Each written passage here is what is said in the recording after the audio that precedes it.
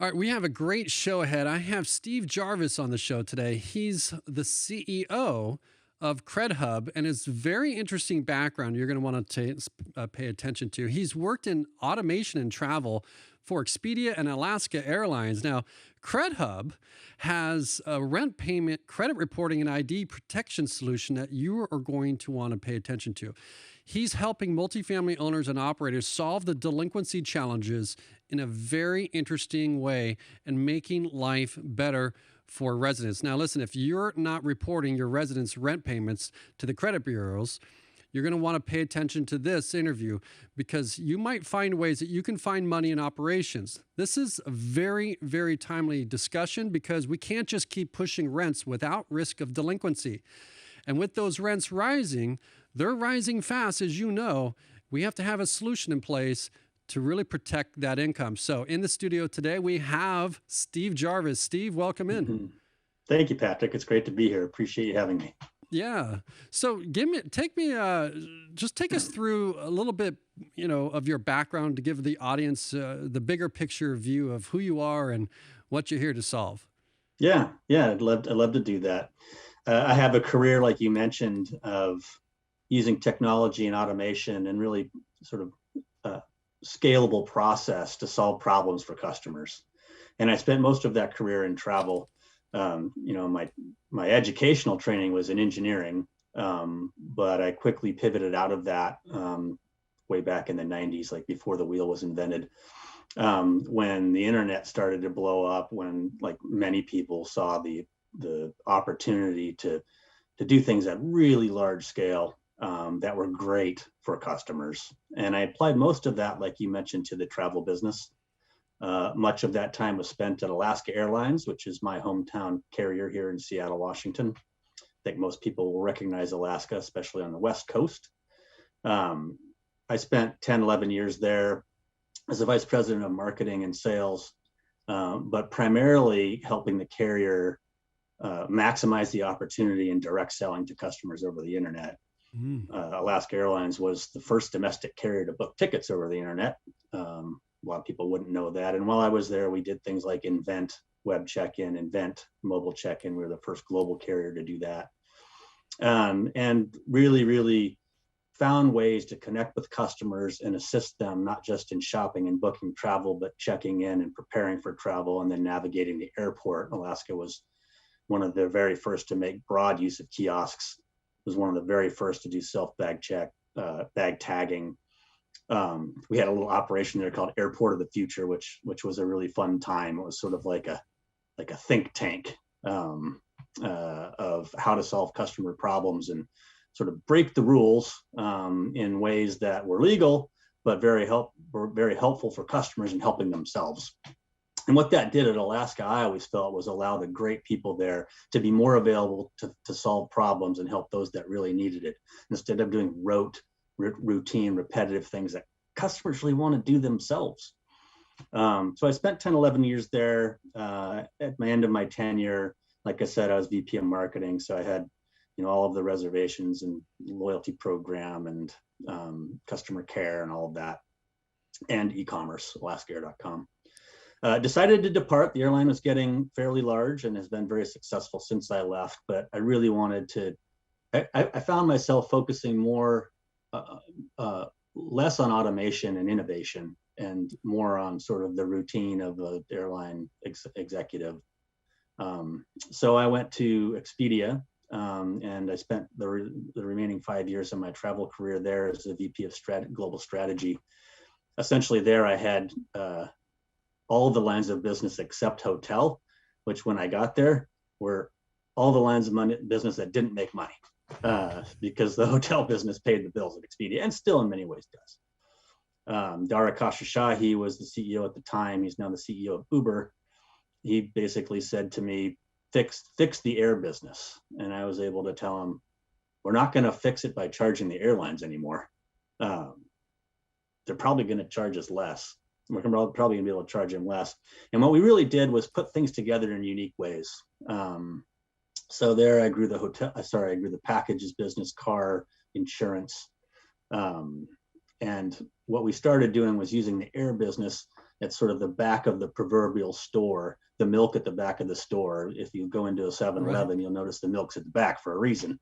You have to pass through all the other items that are higher margin to get to that milk. And we started doing bundling and packaging and using the internet in really unique ways, not just in the classic package, but using it, finding ways for customers to attach things like insurance or a car, or building a pack, blowing up the package from a one card swipe into multiple opportunities before the customer travels to, hey, you know what, you don't have a car yet, and I've got a really good deal here, it's like pre-trip emails and mobile notifications and such. And it was very successful. I think the company went, in my tenure there, we really got things turned around. It went from a $3 billion market cap to 20, I think. And some of the lines of business we were working on just exploded. Like insurance grew like 200, like 20x or something like that. It's just nuts. So enjoyed that greatly. And I had a mantra there, Patrick, when I started, that especially with my experience of climbing a corporate ladder at an airline, that I really didn't want to do that anymore.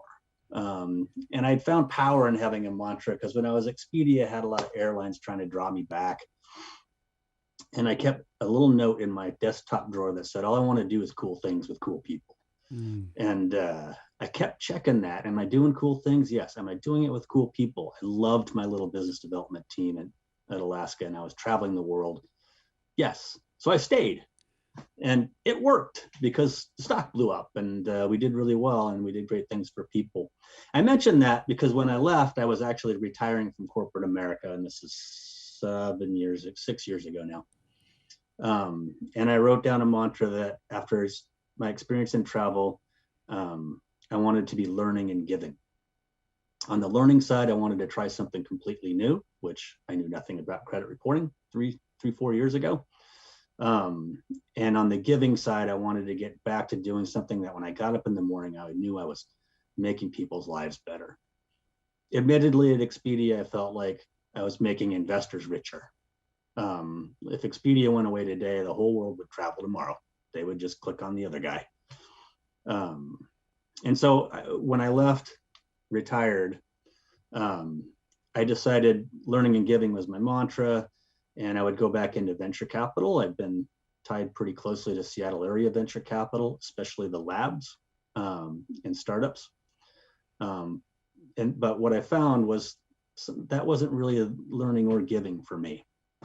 So I got to know the founders of CredHub. And like you said, we're doing great things for both residents and property managers. We're helping residents that have low credit scores, increase their credit score by reporting their largest monthly payment and helping them get into better financial health. And we're helping property managers make more money, keep happy residents, and lower their delinquency by creating payment priority. We're one of the only, if not the only, rent reporter that at scale reports both positive and negative, so that if there's a skipped or a late payment, that negatively affects the credit score, and we watch property management delinquency drop. I had a use case for this on the giving side, which was at the time, my college age son. He was going off to study in Europe, and I wanted to get him a credit card, and he had no credit score. So many of the U.S. population is credit invisible, young people among them, the people that need help the most among them. And I was so frustrated that I had a kid paying high-priced university rent, and he had no credit score. So my son became sort of my use case for the giving side of learning and giving. So I'll close there, but in summary, it's a career of solving problems for customers using sort of technology and automation and process in new ways to make things simple, easy, and better. Wow, I love that opening and the idea around when the CEOs told you fix this, right? And the heart to serve and doing cool things with cool people. I wrote down some notes here too about really the credit reporting. I mean, not having a credit score in many cases could be as almost significant as having a bad one, I would suspect. And then having the insight to tackle this, fix this, right, in the industry. Are we close to getting some traction on that? Or, I mean, are you seeing some positive results from those that are implementing this program? Absolutely, both from residents and property managers. We get residents all the time that contact us, so thankful that we were able to help them with this, something that they didn't really recognize they could do before. In fact, we had one resident recently that didn't know who we were because we showed up on her credit score. And when we explained it to her, she went off and she did a Credit Karma check, and we were able to increase her credit score like 30 points in 2 weeks. So rent is one of the best ways for residents to increase their credit score, but it's also one of the fastest ways. Similarly, we get property managers that are just thankful, especially in this time of pandemic and rent control and eviction moratorium, where the tools they have to, assure their own financial health and being paid are so limited. We offer a method by which they can take corrective action on delinquency immediately, outside of any laws or regulations related to eviction moratorium or eviction rules in general. So yeah, we've seen clients that see 50+% reduction in delinquency when they implement the program.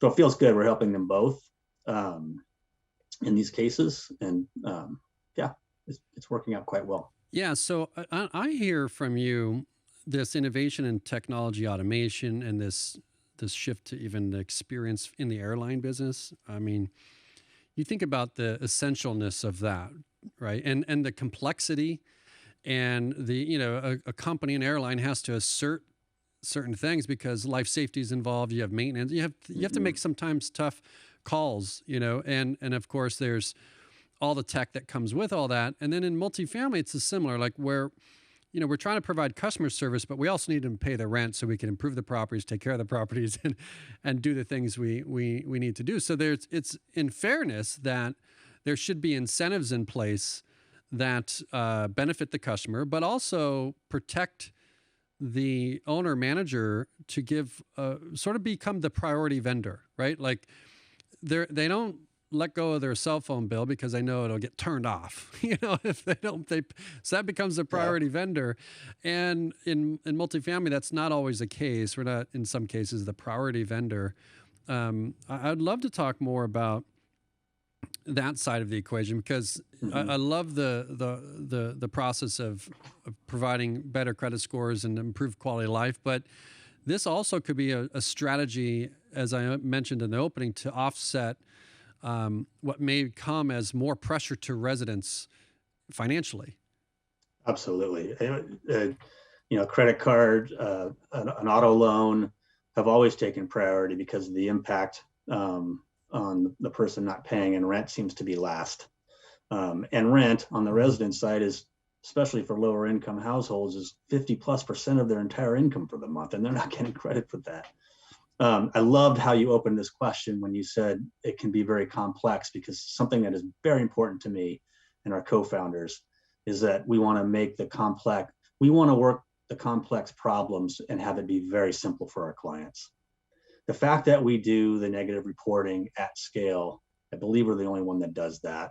There are other rent reporters. They do mostly opt-in positive only reporting, and I'm not going to say that that's simple, but they don't touch negative for a reason. It's complicated.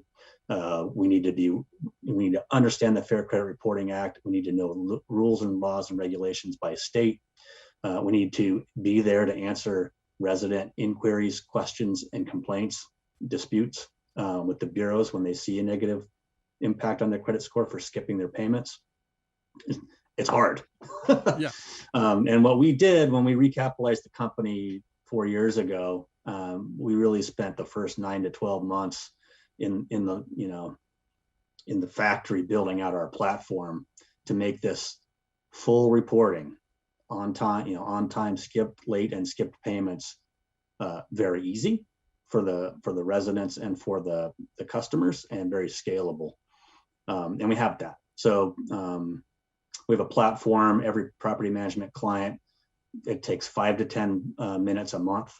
We play back their entire rent roll that's going to be submitted to all 3 bureaus, and they can point, click, and decide, take a quick look at the delinquency if they want to. They don't have to see if there's anybody they want to exclude from being reported delinquent because they know they have a payment plan, or they know that person. They dials that they can turn to care for the residents, but they don't need to know anything. It's like we extract the data automatically, we process it, play it back in just a point and click way, and then we submit it. So that comment you made is a mantra for us. Learning and giving is a personal mantra, but a company mantra for us would be that we take the complex and we make it very easy for our clients, because it is pretty complex. Yeah, and I mean, it's for somebody that's solved mobile ticketing or even the check-in, and I can't imagine. Whenever I travel, I just think about all the moving parts, and that's a complex thing. And getting it to where you start to see as the simpler processes that are in place now. What do you learn from that transition in building something so broad and so global, in the way that you're moving through that for multifamily, like simplifying it so that these property owners can run their business, create the experience? Because with turnover on the rise, training is an issue. And I'm going to tell you, this is probably the last thing that gets trained. Like, okay, let's enforce collection. They're trying to stay occupied, create an experience. And with the way that the turnover happens and the growth, not just they're building new units, they're pulling people from one property to the next. And this is something where you guys take on the liability. Do you take on all this complex thing that you've made simple? I mean, how does that work for the operator? Yeah. That's a complex answer, and there's a couple of layers, I think, in responding to how do you take something like travel and put it into a new vertical and apply what you learned. The first thing comes out of my mouth is leadership, specifically developing a culture and hiring for curiosity, which is my favorite word in business. And everybody on my team knows it. I've tried to find ways to interview for curiosity. Intellectual curiosity is the culture I think we would try to deploy. And the way you would apply that's similar, like you said, in the airline, obviously with the FAA and safety regulations and airports, you've got really important rules that are there for good reason. But everything else is there to be broken and reinvented, especially in the airline business, because there's processes and technologies in the airline industry that are 60, 70 years old still. So once you get that basic set of rules down that are unbreakable and for good reason, then you want a curious team that's sort of, what if we tried this?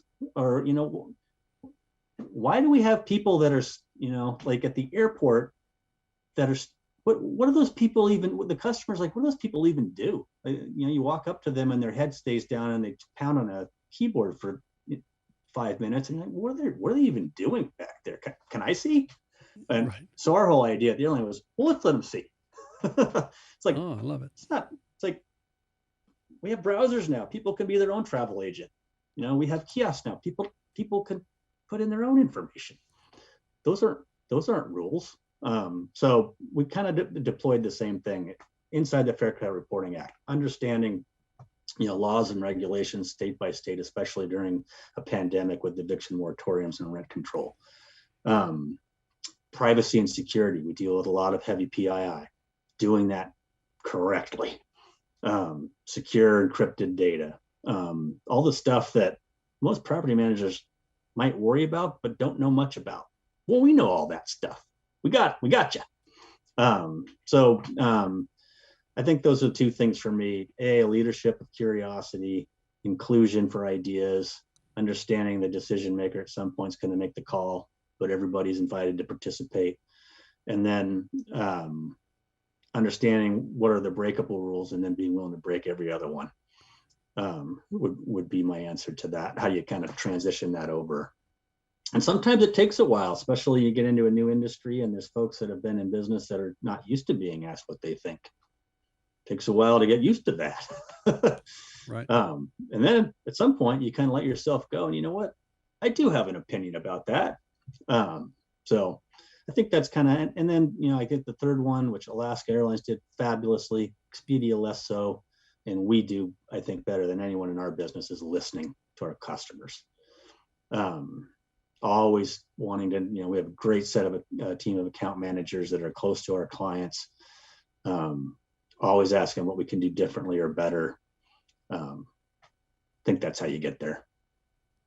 Yeah, that's great, and I love the curiosity. What what if we tried this? So interesting. That can lead to so many things. I think I would add one more now that I'm kind of thinking on my feet in my seat, and that is trying to solve for the 90% of the customers, and not worrying a ton about automating the last 10 or 5%. It'll drive you nuts, and you'll never get there. So, solving for that, and that's what Alaska did so well. We did so much research. Like when a customer comes up an elevator in an airport, we took everybody out from behind the counter. In fact, we had a great event at Seattle when we had an MVP goal come in and sledgehammer that damn counter that people stood behind, just smashed it on TV, and because we wanted our people in Alaska vests to come out from behind the counter and help people help themselves. So if you go to Alaska now, especially in Seattle, you won't see, a lot of people standing behind counters. You'll see roamers. And the fun thing was we would watch people come up the escalator from the parking garage. And if they stopped and looked up, we knew we needed to get them out of the flow and help them, right? Most people know where they're going, but you could tell the ones that didn't just by their body language. And it's like, run over there, get them out of everybody else's way, and then help them learn how to use the technology. So next time they don't need help. I think that's kind of what we're trying to do at CredHub too. We have great customer service, great account managers. We're going to solve for that 90-95%. And then our great people are going to be there for the fringe or the exceptions. And we're going to nail those. That's awesome. I love that. What are you excited about in multifamily? I mean, you now have a pretty good look at all of this now. So there's a couple of things I love about the business. One, the ability that we have to help multiple elements. Like with property managers, we're an incremental revenue stream. We're a great tenant benefit for the great tenants, and we're a great way to reduce a real pain in your rear, which is delinquency. But it's a really neat industry. The people in it are excited to be in it. If you go to some of the Facebook forums, they're networking and exciting to help their residents and solve their problems, and they're all super connected. And this probably better than I do, like especially geographically. They're through NARPM or NAA, but each geography, it's a really fun group of people that have Christmas parties together and raise their families together. And even though they're competitors, they're friends. I think that's super cool in multifamily. And they're doing such important work. I mean, the percentage of the US that is renting and is growing. The income divide is growing. These folks are just essential in the quality of life for almost half of this country. So the work they're doing is just so important, and it's nice to be a part of it. Yeah, completely. And it's very interesting. People, in terms of the product, I mean, they start and end their day in this product, right? I mean, this is where they show up every day to work, and the residents come back from their life and work, travels, whatever that may be, into this product. So you've got to be on your game. With it's all certainly that, one of the more emotional. Right. I mean, to your point, it's like people, they start their day there, they live there. It's like, it's got to be one, especially for those on-site managers, it's got to be one of the more emotional sort of things to work on in Yeah. your day compared to other walks of life. And you think about like everybody, you ask if they're not in an apartment, maybe they're renting or they're buying a home or they've lived in a home. I mean, they know somebody in an apartment. Either they have a child and that's grown up and is off to school. Maybe they're in an apartment at that stage, or maybe the renter of choice is in that renter experience right now. But you can't go a day without driving by an apartment community, and Yeah. it's significant to the economy too as well. And I love what you're doing. You mentioned at the top of the show cool things with cool people, and then but also the customers. So you've got the investor customer, which is the money, right? The delinquency, and being able to say you may not even need a collection company because when you send your files off to a collection company, what do? Well, they now have the system to report the negative, Hmm. and that incentivizes, then you get paid. And so you don't have to let go of 50% of that money sometimes because you can get We out are in front of definitely it. pre-collections. Yeah, it's Yes. pre-collect. You're right. Yeah. And so I think that there's It's that interesting. investor One thing you customer. mentioned on houses, we talked to a lot of residents that want to buy their first house. I Uh, mean, this happens all the time. If someone has a negative comment or negative impact on their credit score, or has a low credit score and can't either qualify for a mortgage or is at egregious rates, I mean, we talk to them all the time. And property managers love that because these residents that may have even moved out and owe money are now trying to buy their first home. And they're like, oh my God, I got to go pay that. I got to pay this off. So they'll call us and try to pay us. And we're like, we're not a collections agency. right. You need to talk to your property manager. That's who you owe the money to. And then they'll go pay it off because they need to get the mortgage that they're looking for. Right. And that feels good too when people are getting into their first house and we help them because their rent increase their credit score where they can qualify. So Yeah, no, absolutely. And so take me through, you walk into a CEO's office and it's the first they've heard about what you're working on.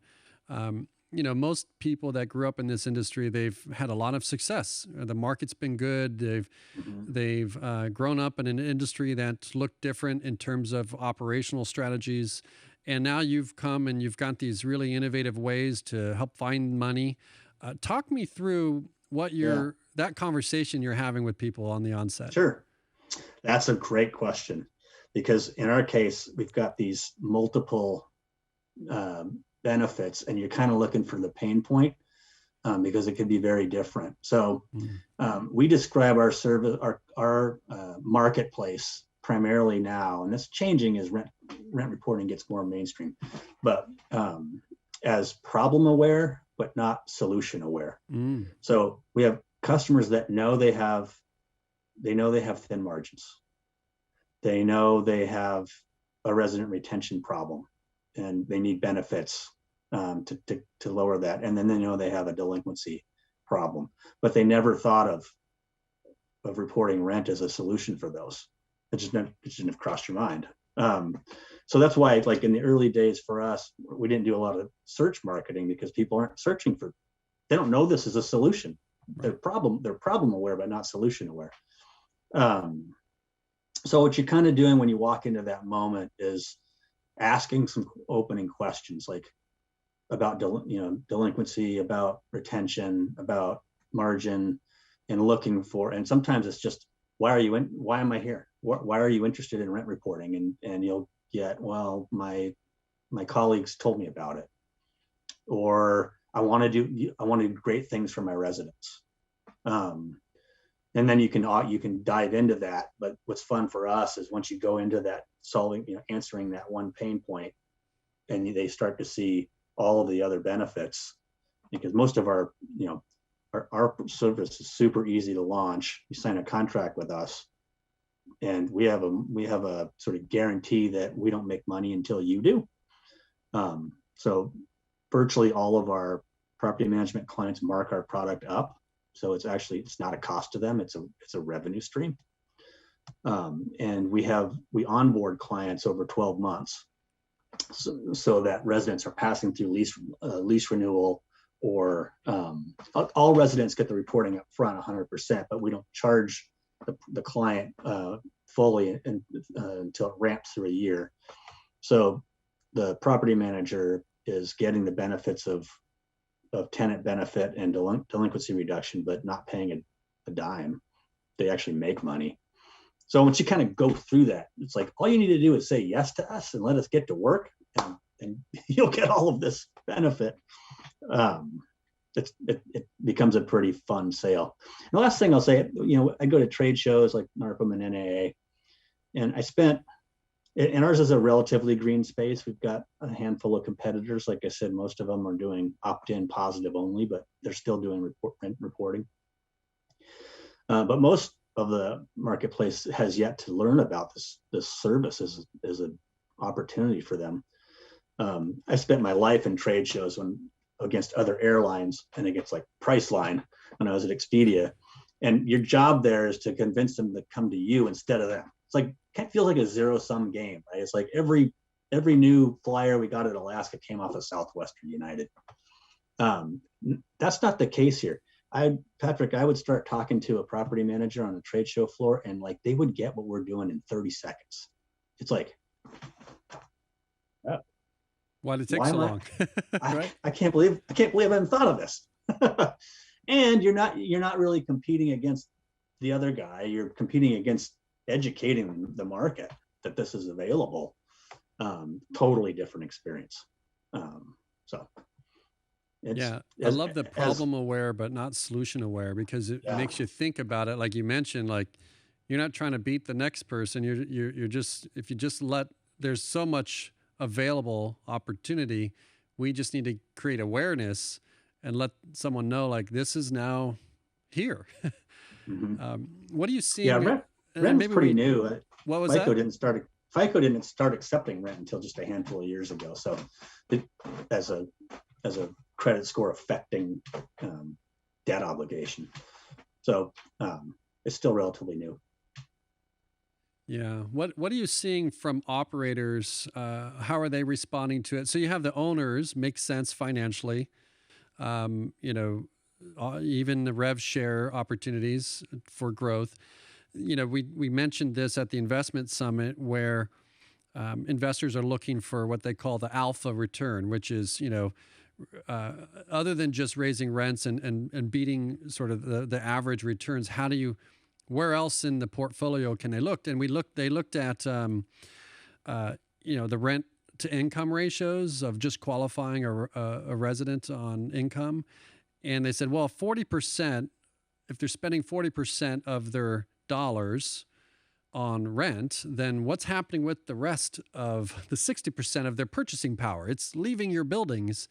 And it was just more like, think differently about where you get to your investment yields, because there's other ways to generate income and create value for residents. And it was interesting insight, and because you just mentioned a rev share opportunity that's highly beneficial to the resident, but you take the complexity away, right, and solve all the challenges with administering and managing and following up on all that stuff. So, I mean, if I'm an investor today, it's a found opportunity. But I'm just curious about the conversations you're having with the operators day to day. If it's the managers, how are they responding to it? What traction are you seeing from them that are managing on behalf of owners and managers? Well, Patrick, you know this business because you've just hit on a very important element of what we do that we've had to really work on, because it's generally an owner, or a CFO, someone close to the finances that's very excited to sign a contract with us and get moving because of incremental revenue and lower delinquency and just better cash flow. And then it gets handed to an operator who's already really busy, right? And that operator's often like, oh God, this is the last thing I needed right now is I have to talk to you. So that's why making the difficult easy is so important to us, and being able to say, this can take zero. I mean, this is all fully automated. You never have to look at it if you don't want to. We pull the data automatically. We can put you on auto submit. Most operators do want to look at the data, at least briefly, to make sure that there isn't somebody that's going to get reported negatively that they'd prefer not to. or something like that. So we've made that very easy. To be able to say it's like 10 minutes or less a month is very important to us. There is an onboarding period when we do a little bit of training for those property managers. So that's where our account management, our customer service team comes in, and it's so important to do that well, respect the onboard property managers' time, and let them know we're going to, in the mid to long term, we're going to save them time. For those that are out chasing people that are lying to them or hiding from them or, not paying their bills, we're going to cut that in half or more. So just give us 10 minutes of your time and we'll give you back hours, Right. So, but that's you mentioned a really critical transition from the decision maker and primary beneficiary to the implementer, who didn't sign the contract and is busy. So we've had to work hard on that. I'm proud of our account management team. I think a lot of our clients think of them as part of their own team now. We get just so many good testimonials, and I get, appreciation from the client that, Sue and Lindsay, I mean, these account managers are just awesome.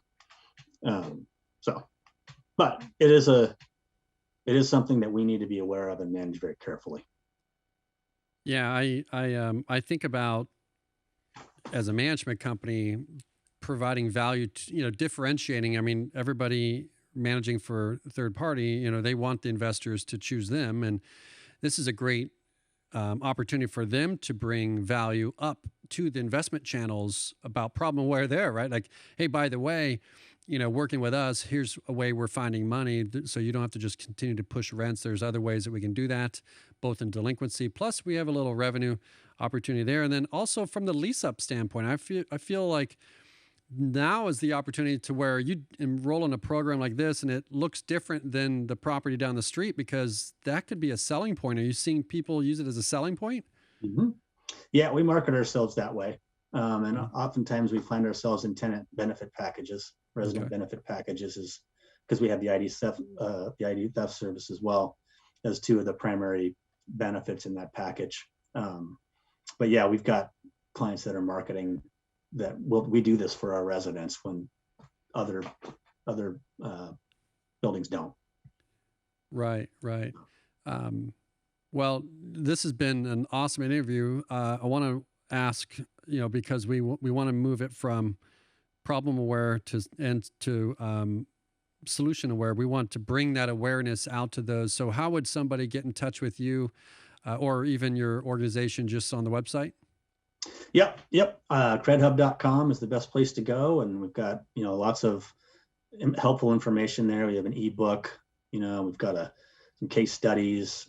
We even have a calculator where people can type in their unit, their average rent, and their delinquency, and instantly see how, what they can expect if they come aboard with us. So CredHub.com is the best way to go. I can be emailed directly at askjarvis@credhub.com. And then the phone number, the 800 numbers on the website as well. Those are the best ways. Yeah, that's great. I want to, before I give you some final thoughts, would like to ask, is there something I should be asking that I'm not asking? This is also new in many cases to me as well. So I think one thing that I would mention that as we grow and as rent reporting becomes mainstream, that I know will be a benefit is sort of the tenant screening.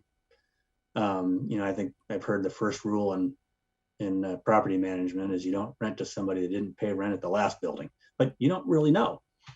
You can look at the credit score, and we're helping there, but I think it won't be long where there'll be a critical mass of rent reporting going on, especially those like us that are scaling the negative, the skipped and late side, where you're going to be able to make better decisions about who you rent to based on really detailed information on the applicant's past history in paying their rent. So that's another benefit that's coming. Right. That's refreshing to hear. Well, any final thoughts you want to leave our? No, this is great. You covered a lot of bases here. Yeah, I think so too. And we'll be following all that you're working on. I know you've made an impact here for your time in the industry. And listen, for those listening and viewing this show, I mean, our goal here is to extract the knowledge from people that are making a significant impact in the industry, advancing innovation, but also creating great customer experiences, building products that are useful and solve a problem, right? It solves a problem and it creates a bigger and better opportunity for those that understand how to bring these things inside organizations. So hopefully that was helpful for you. You know how to get in touch with CredHub. And for those of you listening, follow us on all the channels. We'd love to hear from you on this episode. Share it with somebody that may need to have this inside their organization. So with that, we'll wrap and we'll see you guys in the next show. Thank you, Patrick. Great to see you. All right. We'll see you.